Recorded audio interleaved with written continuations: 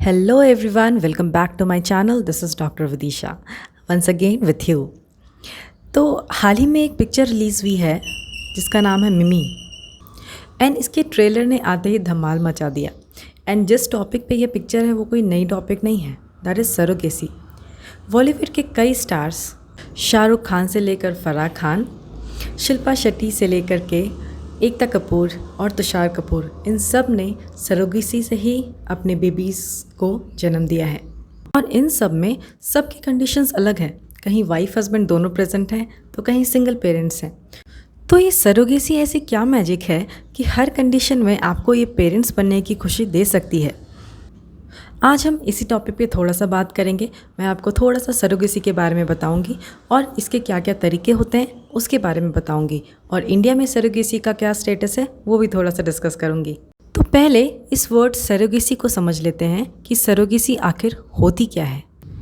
Surrogacy एक process या एक मेथड है असिस्टेड रिप्रोडक्शन का, जहाँ पे इंटेंडेंट पेरेंट्स जिनको कि बच्चा चाहिए एंड सरोगेट मदर जो कि बेबी को कैरी करेगी, दोनों कोऑर्डिनेट होकर के एक साथ काम करते हैं और बेबीज़ को इस दुनिया में लाते हैं। नेक्स्ट टॉपिक ये है कि सरोगेसी कितने तरह की होती है।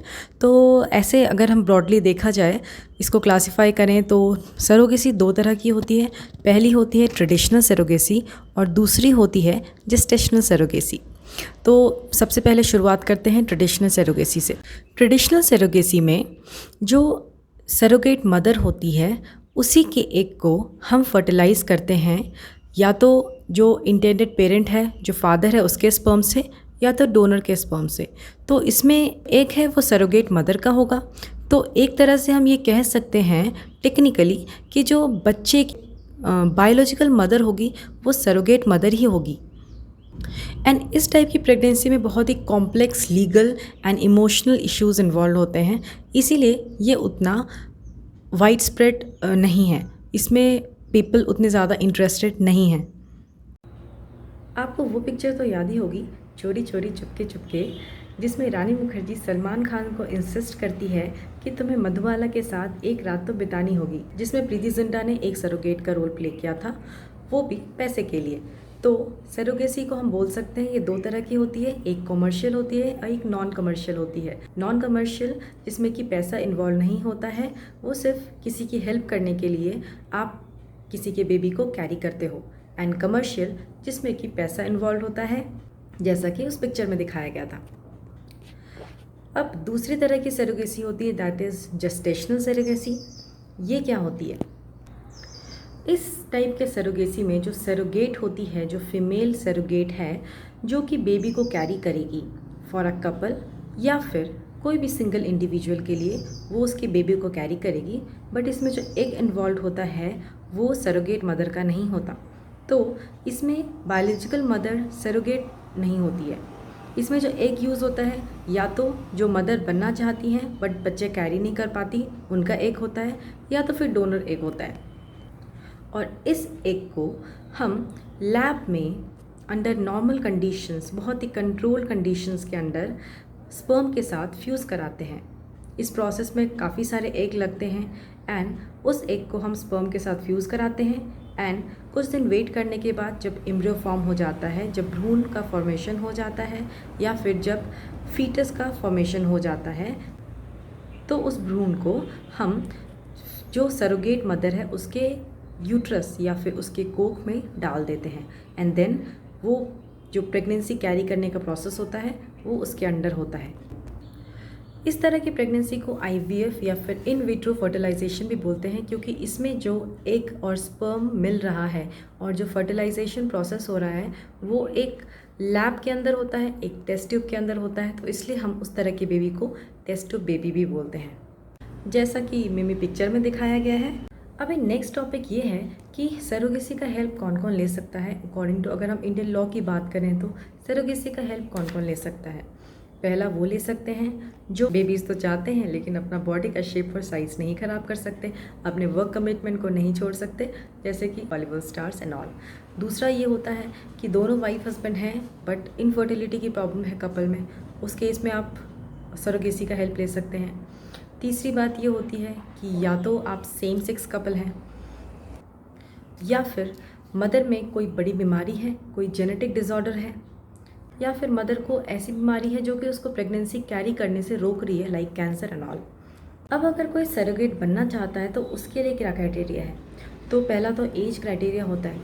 फीमेल का एज होना चाहिए 21 से 45 ईयर्स के बीच में, एंड उसने एटलीस्ट एक प्रेगनेंसी कैरी की हो या फिर उसने एक बेबी किया हुआ है तो उसे उस प्रेगनेंसी का फर्स्ट हैंड नॉलेज है, प्लस इमोशनल कनेक्ट करने में ईजी होता है उसे दूसरे चाइल्ड के साथ। इसमें भी लिमिट होती है कि अगर फीमेल कोई नीडी है एंड वो अगर फिर भी करना चाहती है सरोगेसी, एटलीस्ट उसके जो डिलीवरीज हुई हों वो लेस देन 5 वेजाइनल डिलीवरीज हुए हों और सिजेरियन में लेस देन 2 सिजेरियन हुए हुए। अदरवाइज़ फीमेल के हेल्थ में रिस्क होता है तो वो भी कंसिडर किया जाता है। फिर तीसरी बात, उसे physical test and emotional test clear करने होते हैं कि वो बेबी कैरी करने के लिए ठीक है या नहीं, एंड जेनेटिक टेस्ट वगैरह सब होते हैं कि उनको कोई ऐसी प्रॉब्लम तो नहीं है जो कि बेबी में आ सकती है।